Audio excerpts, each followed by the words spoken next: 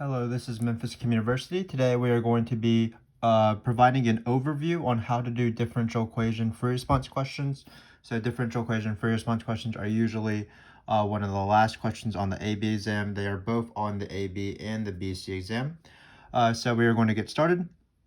But before that, for all of our video series on each free response question topic like differential equations, we do provide one overview. That's this video right here.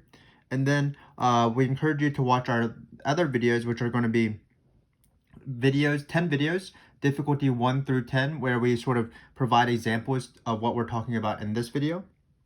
So difficulty 1 are sort of the most standard level questions, and then we go all the way up through difficulty 10, which are based off some of the hardest AP questions on differential equations that haven't ever been asked. So we go difficulty 1 all the way up through difficulty 10 and sort of hit every single level of potential free response questions on differential equations on the AP exam, both AB and BC. So please check that out if that interests you. It will provide you a lot of help, and after you go through that entire series, you will become masters at differential equation is what we're hoping. So on a differential equation, Frick, it's not like other free response questions like area and volume where all the subsections are equal. In this Frick, there's one important thing by far. We will talk about everything in this video, but we're going to start off with the most important thing, which is separate and integrate. Solving a differential equation by separating and integrating. So separating and integrating. Usually this is worth more than half of the points on a differential equation free response question. So it could be worth up to 5, maybe even 6 points out of 9. So it is definitely important to understand how all of this works. And what we're going to do is we are going to first list out the steps, maybe in a general case, and then I don't usually put examples in these overview videos. The examples are really for the difficulty 1 through 10 videos, but we might do an example of this concept because it is so important. So we also separate separate and integrate questions into two classes. The first class is when you have non-lns of something with y's after you integrate, and then the second class is when you have ln of y. So you'll see that we will split up both things. So let's first take the non-ln y case. So basically what's going to happen is you're going to start off with a differential equation. Usually it's with y's and x's. Sometimes it's not, though. So be wary of that. Let's say we have something like f prime of x on one side and g prime of y on this. And then we have some constant. Let's call it c for, oh, not c, because we're going to use c. Let's change this to a k. So hopefully you can tell that this is a k. Great, so we have this function right here. This is our differential equation. So what are the steps? Well, the first step is going to be to separate it. So step 1, separate. And then there's a few hints that we want to provide as we separate it. So the first hint would be keep any constant on the x side. So keep any constant on x side.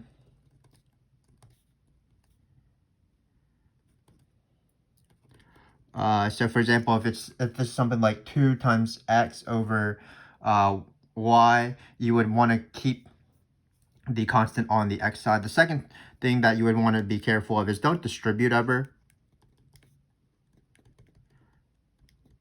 For example, if you have something like x times y minus 1, you don't want to distribute x into that y minus 1 because we want to separate the variables, and that's sort of letting the variables mingle in a way we don't want. So this is the separate step. So really the separate step involves multiplying or dividing as necessary to get the y's all on the left side and the x's, anything that has an x, including probably the constant in the front, on the right side. So just try to cross multiply or cross divide so that you get all the y's on this side, all the x's on this side. So cross multiply and divide. Usually you are not sort of distributing ever or adding anything ever. It's usually multiplying and dividing. So that's step number 1. So after step number 1, you should get something like g prime of y. So here we need to multiply it over equals k f prime of x dx. So that's the separate step. And then once you have every variable on the other side, you're ready for the second big step, which is of course integrate. But just keep in mind, just go slow on the separate step. It is an easy step. It is not calculus, it's more algebra. But you don't want to mess it up because you don't want to accidentally divide something when you meant to multiply it, because that will totally change the question. And the first question, if you messed up the first step, unfortunately, you're going to mess up all the other steps if you don't separate correctly. So just take a little bit of time to separate. But once you have separated, now we're ready for the integral. So what you do is, for step 2, is you just integrate both sides individually, because now they should be single variables.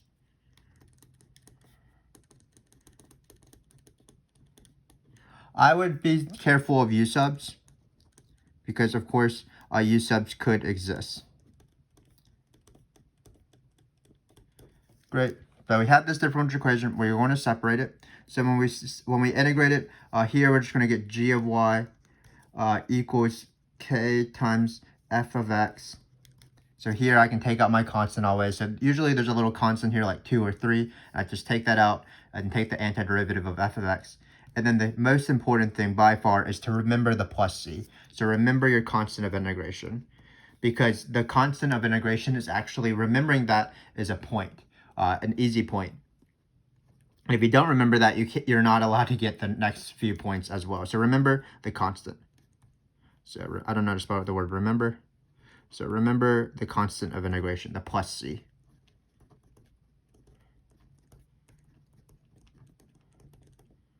Constant of integration. I don't know how to spell integration as well. Integration. That doesn't look right. I'm a calculus teacher. That looks better. All right, great. Sorry about my spelling, but remember the constant of integration, the plus c part. And here we're going to talk about, again, the non-ln case. When you have the non-ln case, meaning that there's no ln of y over here, or ln with something with y, what you're going to do is you're just going to solve for the plus c immediately. So usually, or not usually, always, there's always a given initial condition. So we'll say something like, you can write it as a point a comma b. So there'll be a given independent variable x and a given value for your dependent variable. Sometimes it's written as f of a equals b, where f of x is the solution to the differential equation, different than this f of x, of course. So what you do is you plug in a and b into this immediately to solve for your plus c. So the step 3 would be plug in initial condition, which is a given, to solve for plus c. So for example, in this case, if it's a comma b, we would plug in g of b equals k times f of a plus c, and then you would solve for c. So all of this is a number because we'll actually have functions. Great. And then replace the plus c with what you found.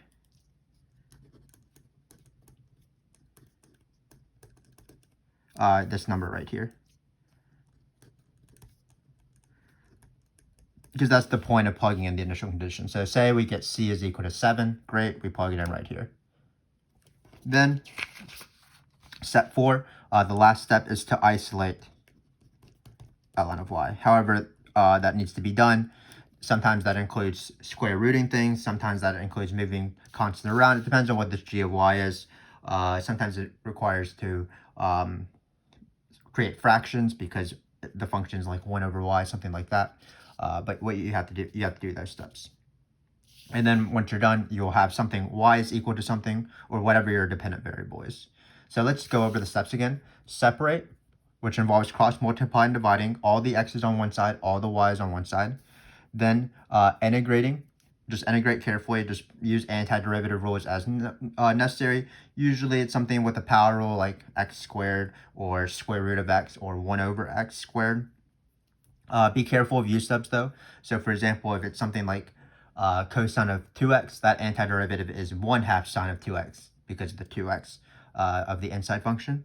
Whenever you're integrating right on the x side, you only need to put 1 plus c because you can combine plus c's to be 1 plus c. So just remember the constant of integration, and I usually keep it on the x side. Then you want to plug in your initial condition to solve for your plus c, so that is a given. And then finally, you want to isolate y. So let's do a quick example. Again, if you watch this video series through difficulty 1 through 10, you'll see many examples of this process. The non-lny, for example, is covered in difficulty 1 and 2, but let's just provide a quick example because it is so important. So this is my example off the top of my head. I'm just making this up right now. Let's put a 3 here. Let's put, let's divide by y cubed, and then let's have a cosine here. That looks good. And then let's have, again, the initial condition will be provided. So let's let our initial condition be 0, comma, negative 1. Let's change this to y squared, actually. Cool. So first step, separate. So again, you have a choice of whether to keep this 3 on the x side or the y side. I always keep it on the x side. So what I want to do is I want to bring this dx over, and I want to bring the y squared over. So it's going to be y squared times dy equals 3 times cosine x dx. All the x's are on this side. All the y's are on this side. I multiply by y squared, notice. If it was y squared next to the cosine x, I would have to divide by y squared to isolate it, to bring it to the other side. It's just algebra rules. Then you integrate it. So it's y cubed over 3 equals 3 times sine of x plus c, of course. And then we're going to, we see no ln, so we're going to immediately plug in 0 into x, negative 1 into y to solve for my c. So it's going to be 3 sine of 0 is 0, so it's going to be 0 plus c. Sine of 0 is 0. Negative 1 cubed is negative 1. We get negative 1 over 3. So then I replace the c with negative 1 over 3.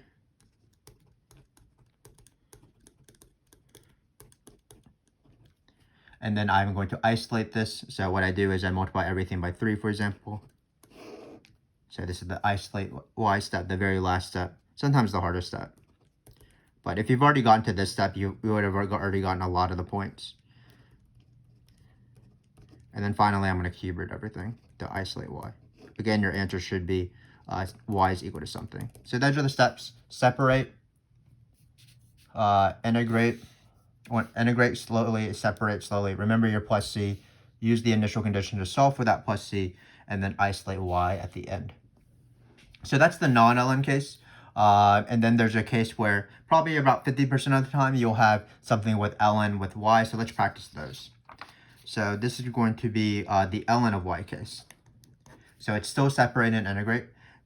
You'll have, for example, a differential equation. We'll still use dy dx's.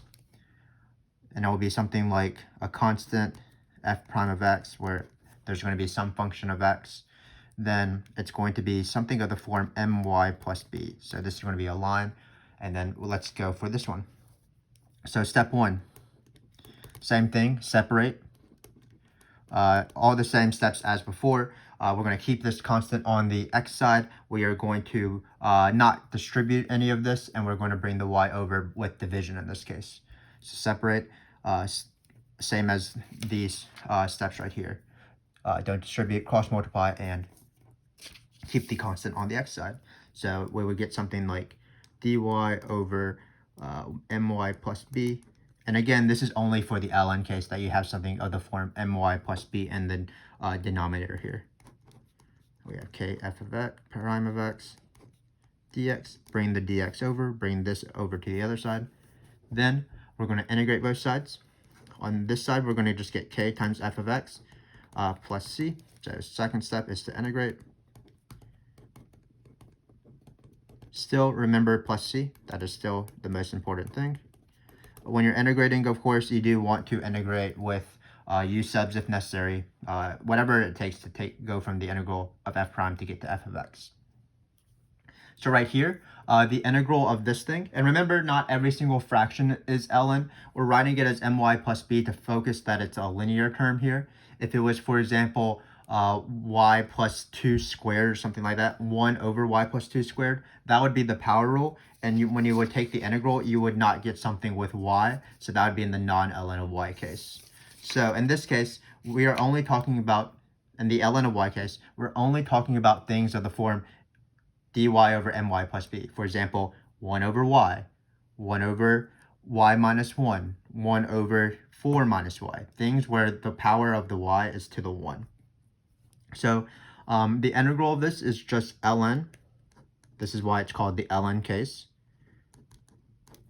And then because the derivative of this thing right here is going to be m, the slope of this function is going to be m, you do need to account for that. And how we account for that is that we are going to multiply by 1 over m on the outside of everything.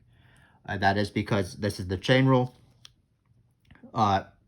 We're accounting for the chain rule. This is the reverse of the chain rule, really. To take the derivative of this, we need to multiply it by m. So when we take the antiderivative, we need to multiply by the reciprocal of m, which is 1 over m. If you want, you can certainly do a u sub on the side. U is equal to my plus b. Du is equal to m times dy. And then you would end up getting this 1 over m and ln. But this question comes up so often that usually I encourage my students just to skip to this step. Great. So then this is the ln case.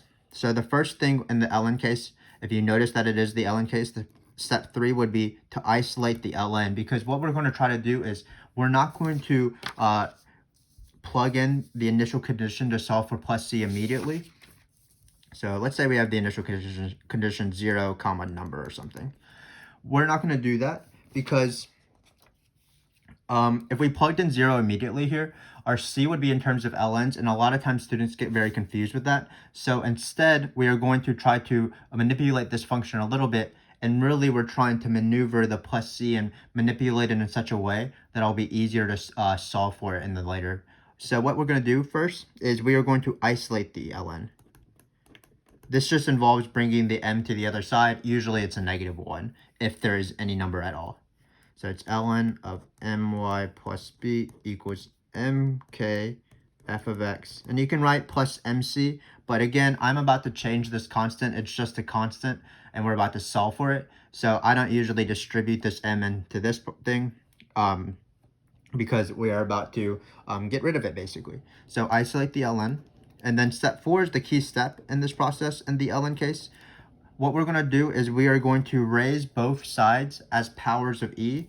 And what's going to happen, I'm not going to write out all the steps and the intermediate steps. Maybe I'll write them out later. But what I'm going to do is I'm going to raise both sides to the e. It's going to get rid of the ln. And on this side, it's going to be e to the m, all of this stuff. But you'll have e to the something plus c. And there will be an exponent rule which allows us to divide e of this times e to this, and then we're going to write this as a. So let me do this step out. So the step is from here to here, you do the e step. So change the plus c to an a. And this is how we do it. So you just write this function, my plus b. Then you write a big A, e to whatever is right here. So in this case, it'd be mk times f of x. The plus c becomes an a. Why is this true? I'm going to write in these brackets all my steps that I get to this, but when I encourage my students to do this, they do not write these steps out. I don't write these steps out. I'm just trying to explain why this is true. So what we're doing is we're raising both sides to the e, or raising both sides as powers of e, sorry. So you're raising both sides as power of e. There's a k here. And then what you're going to do is you are going to, why we raise both sides as a power of e? Well, the e and the ln are inverse functions, so they cancel out. So you have the absolute value of my plus b. Then there's a exponent property that allows us to break up the sum of x powers. So it's going to be e to the mk times f of x times e to the c, because the rule is if you have a to the b plus c, that's the same thing as a to the b times a to the c. So here we have something to the something plus something. That is e to that times e to that. So sum becomes multiplication. So we are using this exponent rule right here. Then we want to get rid of the absolute value. So it's going to be my plus b. Absolute value is just either it keeps something the same or it negates it if it's a negative number. So for example, the absolute value of 7 is 7. The absolute value of -7 is -7. So absolute value only negates it or keeps it the same. So I'm going to write a plus or minus. I'm going to put my constant in the front. And then I'm going to write this out. So I can switch these around. And then this is c is a constant, e to the c is a constant, plus or minus e to the c is a constant. So this is what eventually becomes the a.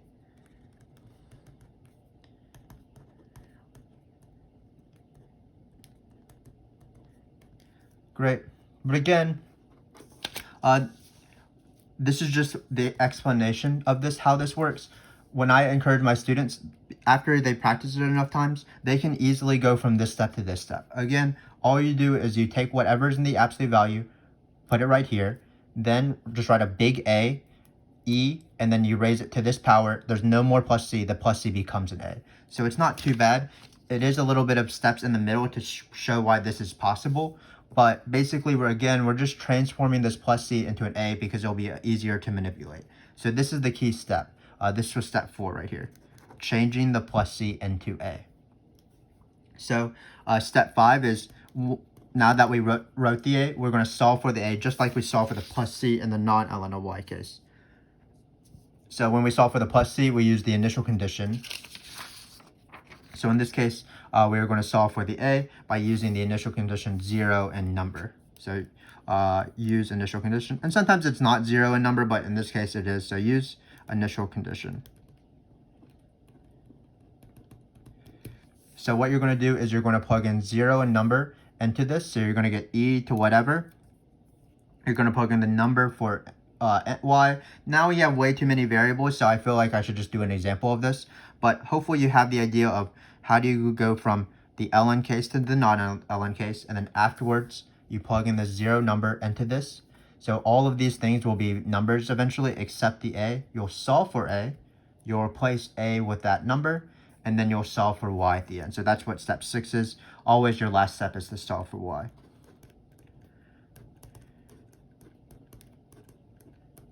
So let me give you an example of this because it is obviously pretty confusing with all these variables. But when you have an example, you'll see that this step from here to here actually isn't too bad. Even the u sub skipping is also not too bad. So let me provide you with an example. So let's say we have dy dx is equal to 2 times, let's just keep it relatively simple. Let's use x cubed. And then we are going to have, let's say 4y plus 5. Great. And our initial condition, because we need an initial condition, let's just use 0, comma, I don't know, 2. So this is our formula. Let's change this to, we can keep it at 2. It shouldn't confuse you that there's 2 2's here. So first thing to do is separate. Do not distribute, just cross and divide and multiply. So here we're going to bring this down. Here we're going to bring this dx over.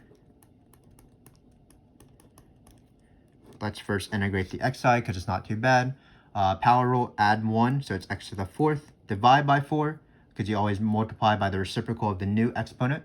2 times 1/4 is 1/2. And then we're going to remember the plus c. So even if we're about to change the plus c to an a, I still remember the constant of integration because I haven't done that step yet. And then this is the ln step when we write the ln, because it is something of the form of a line. It's not like to the squared, for example. So it is ln of whatever it is,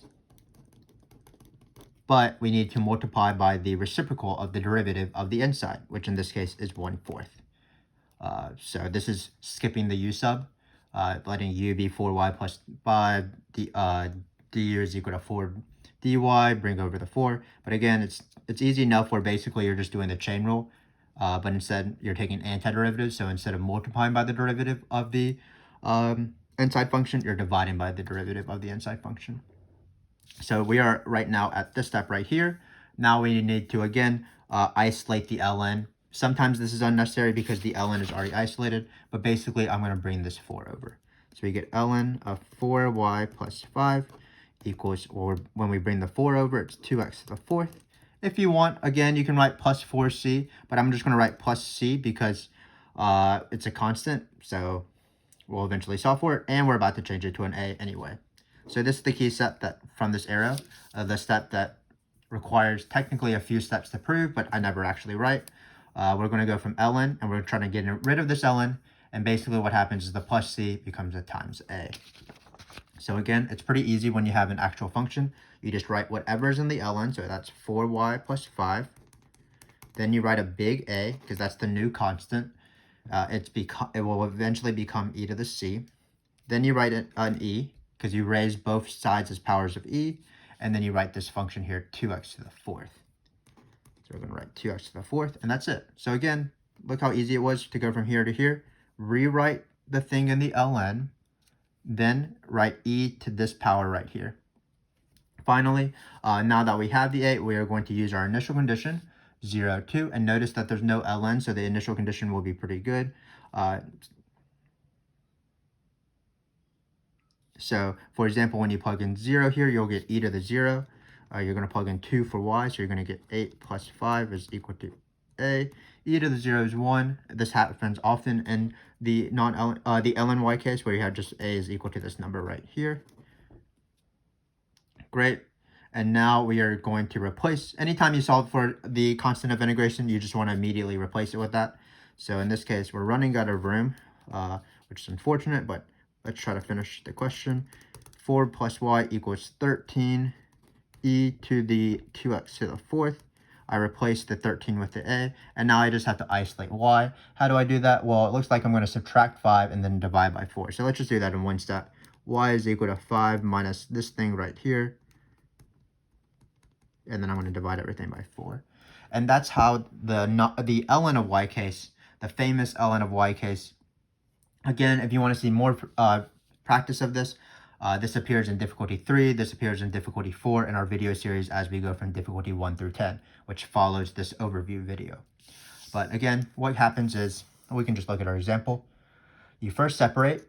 If you get something linear in terms of y, that's going to be the ln case, so you integrate both sides, plus c on the x side still like normal. Then this side is ln of 4y plus 1. Be careful if you need to multiply by a constant because of the derivative of the inside function. Then you isolate the ln, and then you're about to do the key step, changing the plus c into an a. All that is rewriting whatever's in the ln, then writing an a, e to whatever this exponent is. No more plus c because it became an a. E to the c became an a. Once you have your a, then you plug in the initial condition, solve for your a, replace a with that number, because that's why we wanted to find the a. So right here, a became 13, and then solve for your y at the end. So for both of these cases, both non-ln and y and ln of y, you're doing the same things. You're separating both sides into x's and y's, or whatever your dependent and independent variables are. Then you're integrating slowly. You might need to do u subs. Then when you integrate, you need to remember plus c. If you don't have an ln of y, all you're going to do is you're going to plug in the initial condition and find the plus c. If you do have an ln of y, what you need to do is you need to change the plus c into an a using these steps right here, mainly this step. And then whether you have a plus c at the end or an a, you use the initial condition to solve for the plus c or the a, and then replace that plus c or the a with whatever you found, and then isolate. So this is the end of the separate and integrate portion. It did take half an hour, but again, it is quite a long process, where it's a very important process in these differential equation frics. But there's other questions that I do want to talk about. So these are after this point, these are the things that are not on the separate and integrate that appear on those differential equation frics. So separate and integrate take up like 5 to 6 points on the on each differential equation free response question, but keep in mind that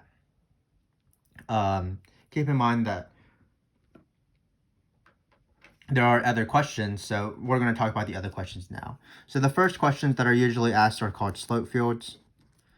They want you to draw a slope field, and the main questions in these are, they give you some sort of dots. So you'll see examples of this as well if you watch our videos. And then they'll give you the differential equation, of course, that's going to be the given. So something like y minus 2 times x or something. And then at each of these dots, basically what you do is you draw a little line segment with that slope. And then you just do it. So for example, we're not going to do all these dots, but you look at this point right here. This point is 1, 1. Probably not the best point to choose, but you're going to plug in 1 for x, 1 for y. and then you're going to draw a little slope with that line. So in this case, you'll get -1 times 1. So a -1 slope looks like this.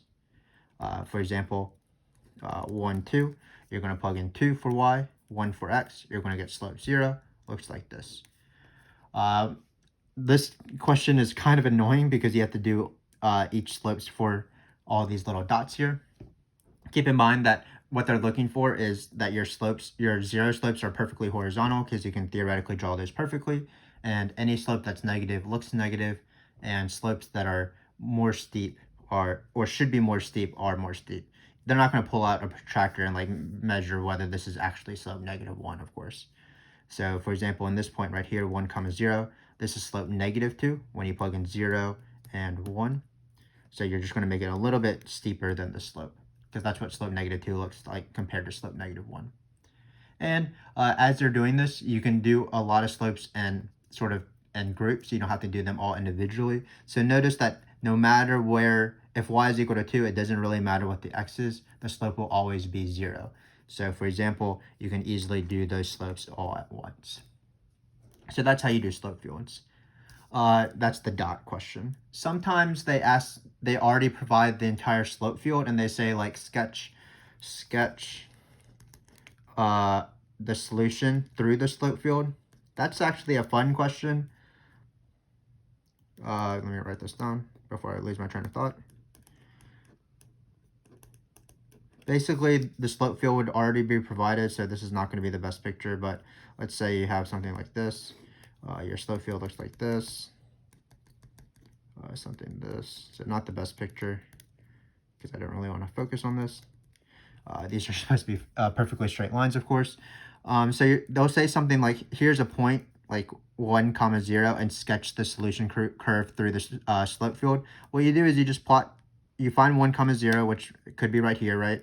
1, 0, and then you just slowly follow the lines through the slope field. So you're basically being a kindergartner, and you're just connecting dots as best as possible. And that's that question. It's not a very question found a lot, but it is an easy question. Just find your point that's given, and then just connect dots. So those are the two main slope field questions, either drawing a slope field or sketching a solution through a slope field. Probably not my neatest handwriting right here, but hopefully you can tell what was going on. The main question that they like to ask as a secondary to separate and integrate are tan line questions, including tan line approximations.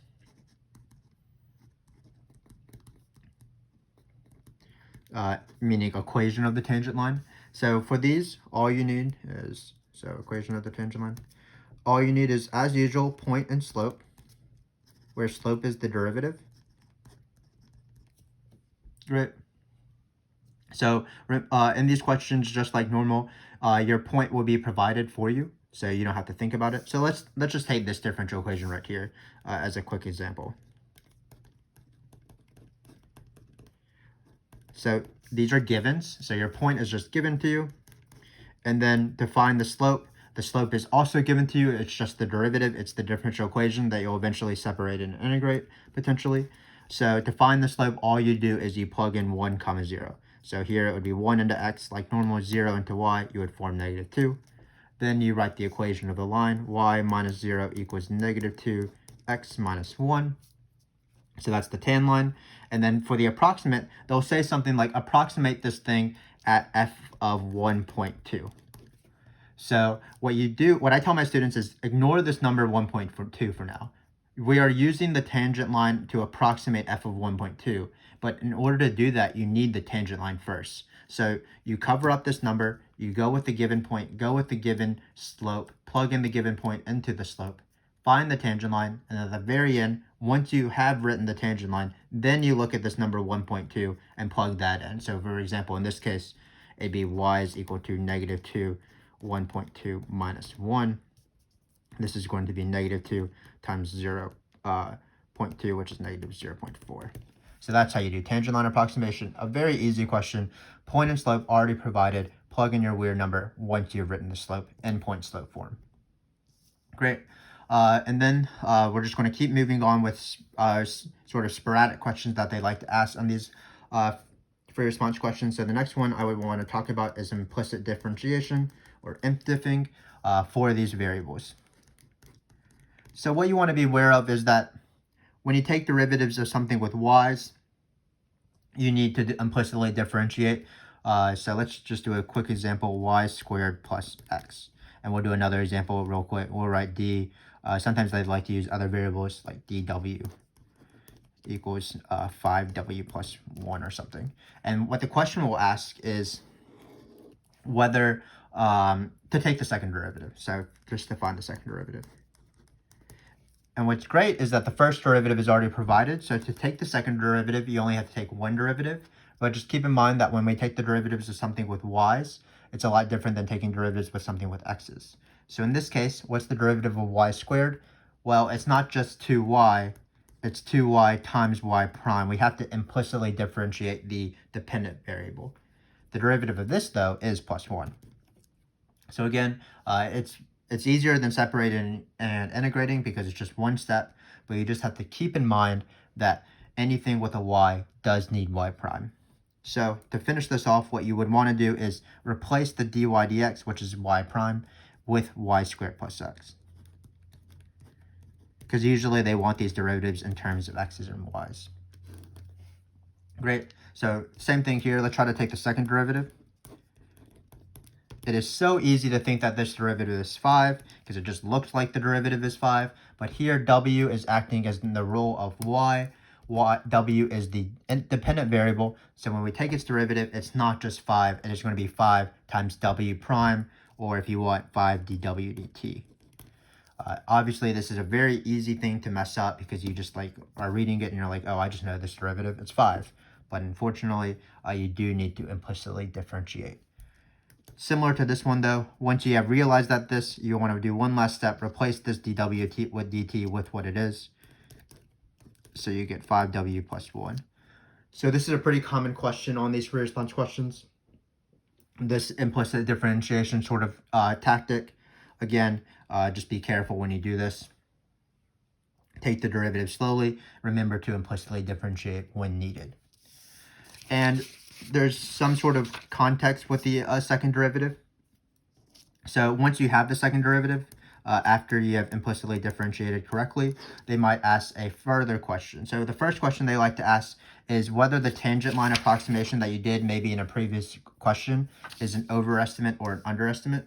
So they like to ask tan line approximations. Or I guess the first question they really like to ask is concave up or down. After you take a second derivative, carefully with implicit differentiation. But concave up or down, of course, is as long as your second derivative is positive, that's concave up. And then when you plug in some point, and then same thing with concave down, but negative. So that's that. So sometimes they ask tangent line approximation. They'll say, is your approximation from part A, which was the tan line approximation, an overestimate or an underestimate of this actual value? So here we approximated f of 1.2. It was negative 0.4. But was this an overestimate or an underestimate of this f of 1.2 value? So what it is, it's actually based on concavity, which means that you'll probably be taking a second derivative before you do this question. So what you want to remember is that if you have something that's concave up, which means the second derivative is positive, anytime you draw a tangent line, it is going to be under the curve. So actually, the second derivative being positive means the tangent line will be an underestimate. So, which is kind of confusing because you're like, usually positive goes with over stuff, but in this case, positive goes with underestimate. It's because positive goes with concave up. Now with concave down, the second derivative being negative, notice that the tangent line, no matter where we draw the tangent line of this function, not the best picture in the world, I apologize, but notice the tangent line will always be overestimate. You can memorize this, but I like to draw these small little pictures to remind me. But just keep in mind, concave down, the second derivative being negative is an overestimate, no matter what the question is. And concave up, the second derivative being positive, is an underestimate.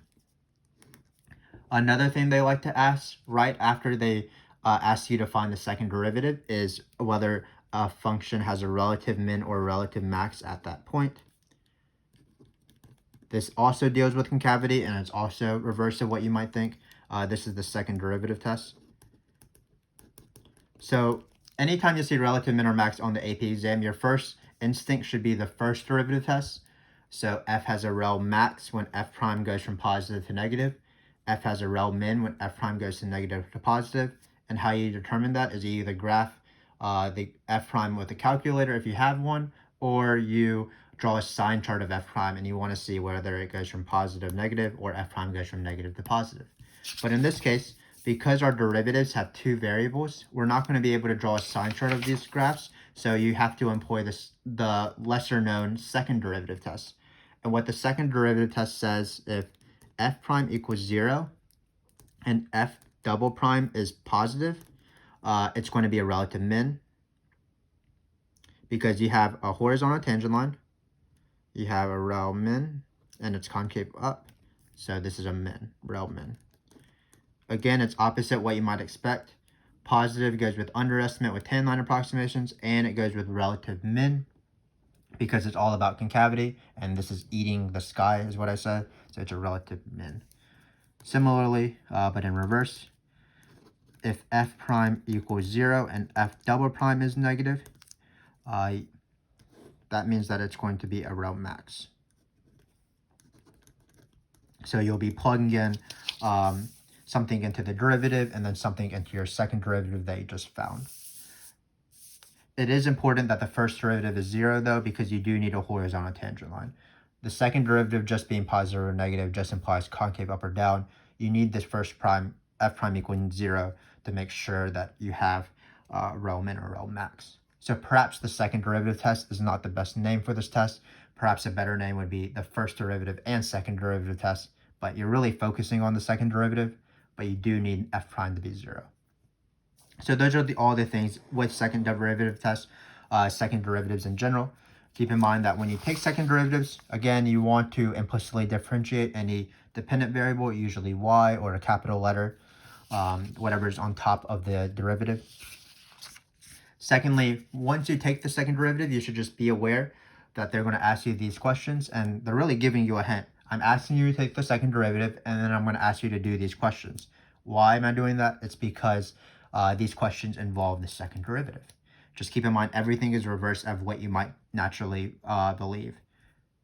Second derivative being positive, underestimate for tan line approximations, rel mins, and then second derivative being negative, overestimate local maxes or relative maxes.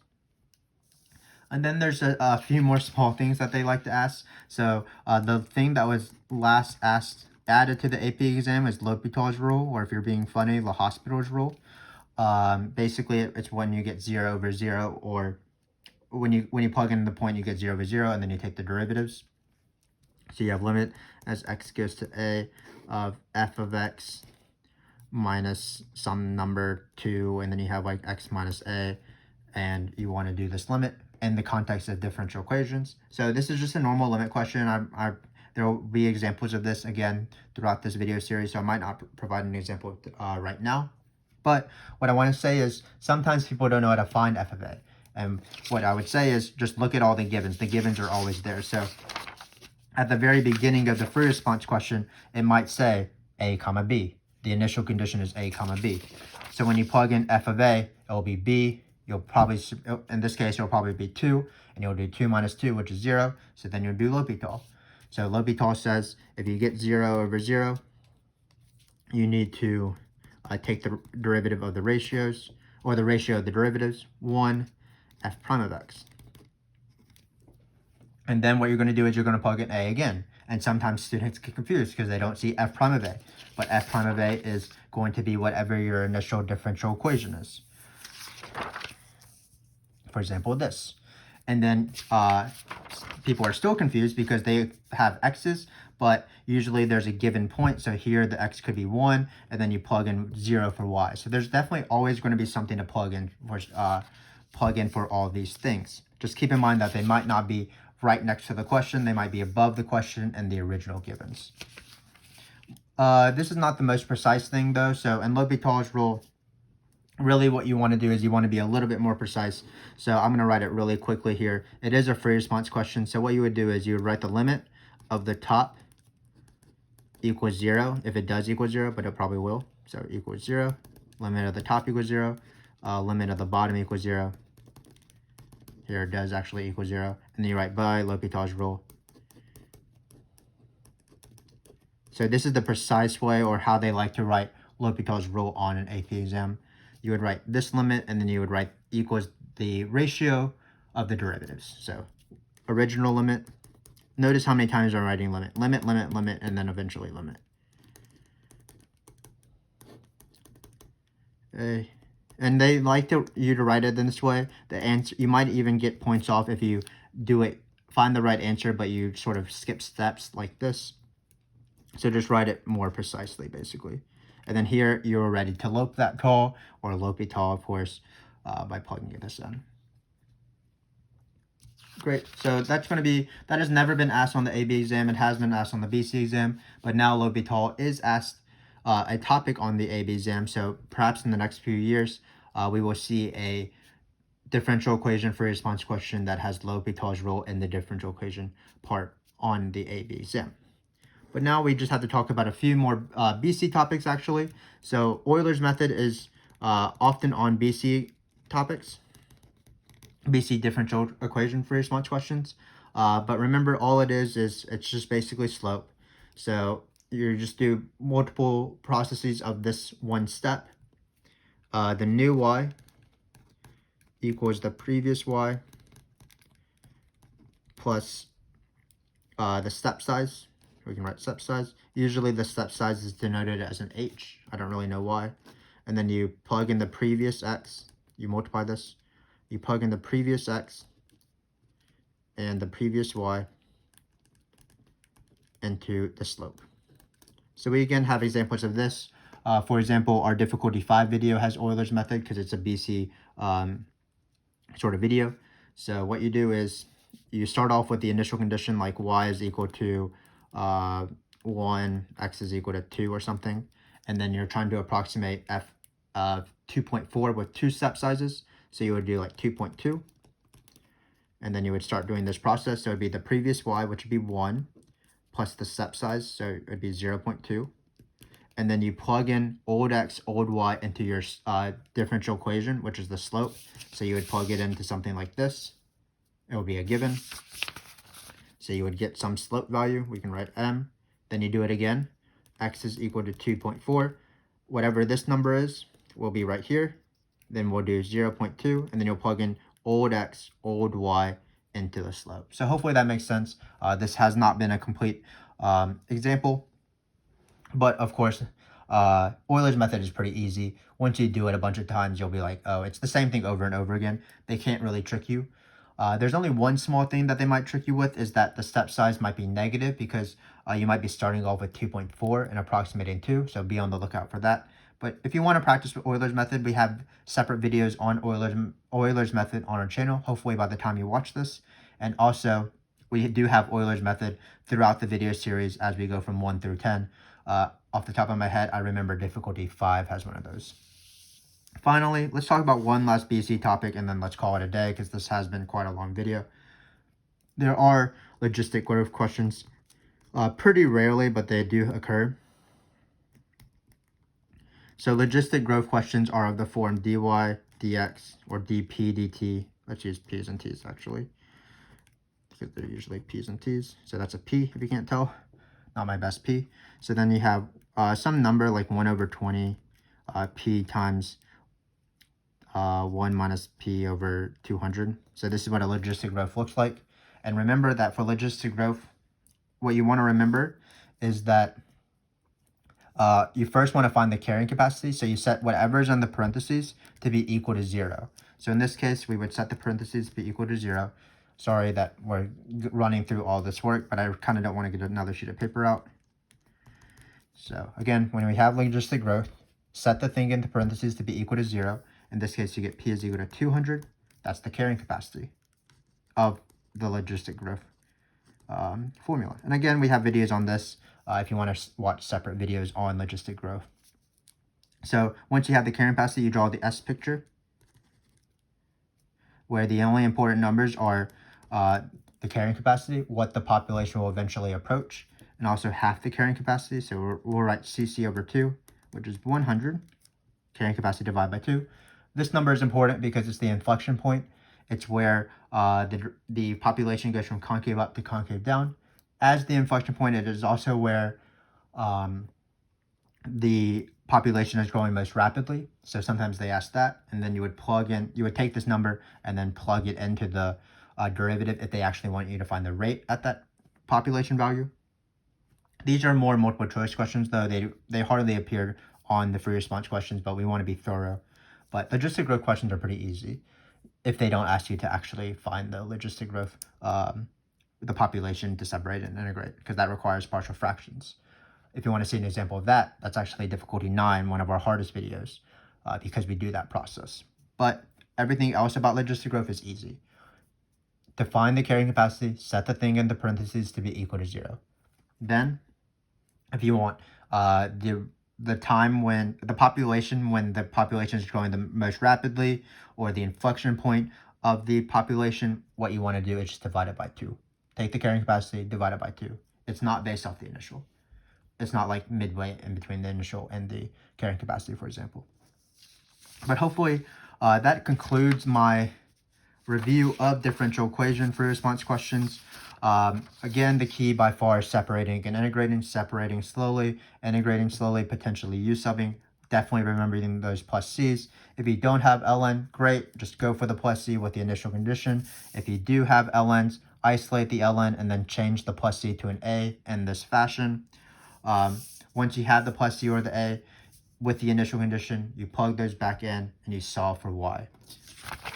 Slope fields are pretty easy. You draw the dots. Tan line approximations are pretty easy. Find your initial point and slope. Those are always given. Plug in the weird number after you find the equation of the line. Implicit differentiation is easy but tricky. Just remember to multiply by y prime when you're taking derivatives of y's or whatever is playing the role of y in that question. What else was there? Once you've taken that second derivative, you might be doing questions about tan line approximation and relative minimum max, but it's always opposite of what you might expect because of concavity. So second derivative being positive means the tan line will be an underestimate and you'll have a rel min. And similarly, if the first derivative is 0, and similarly, the second derivative being negative is an overestimate, and if you have f prime being 0, it'll be a rel max. L'Hopital's rule is just normal L'Hopital's rule. Verify that the top and 0 are both 0, and then just take the ratio of the derivatives. Attach a limit to that ratio of derivatives, and then just solve that using the given differential equation. Finally, Euler's method is this formula right here. New y equals previous y plus step size. Plug in the old y and the old x into your slope. In this case, it will be the initial differential equation that governs the entire question. Carrying capacity, set the thing in the parentheses to be equal to 0. Carrying capacity, that will be the carrying capacity, and then divide by 2 if you want half the carrying capacity, which is where the population is growing the most rapid. So this has obviously been quite a whirlwind of information thrown at you. That definitely was not an actual English phrase, but whatever. So what I would say is, now that you sort of have a general idea of what the rules are, practice with us. We made these videos in order for you guys to improve. We want you guys to do well. We care about you guys. We love hanging out with you guys. So just go through our videos, difficulty 1, all the way up through difficulty 10. If you have time, you can work with us. You can pause the videos. You can speed up the videos. You can skip some of the videos if you want to. But those videos are there to provide you with guided practice. They are written by me, those free response questions, but they are based off old AP exams, and we cover examples of all of the things that I talked about today. So basically, I think 9 out of the 10 videos has a separated and integrated example if you want to practice along with us. So please check that out. We also have videos for every single other free response question. So in this case, we are done with, this is AB, the last AB free response question, but we have these videos for Taylor series. We have these videos for area and volume. So check those out if you have a particular free response question topic that you don't like. But for now, I've been talking for almost an hour, so I'm getting a little bit tired. I am going to be signing off. Hopefully I will see you soon in those videos from difficulty number 1 through 10 of differential equations. I like differential equations because once I know how to separate and integrate, I'm pretty confident that I'll do reasonably well on each free response question that they can possibly give me. So practice along with us. Let's enjoy this ride together. Thanks again for watching, and goodbye.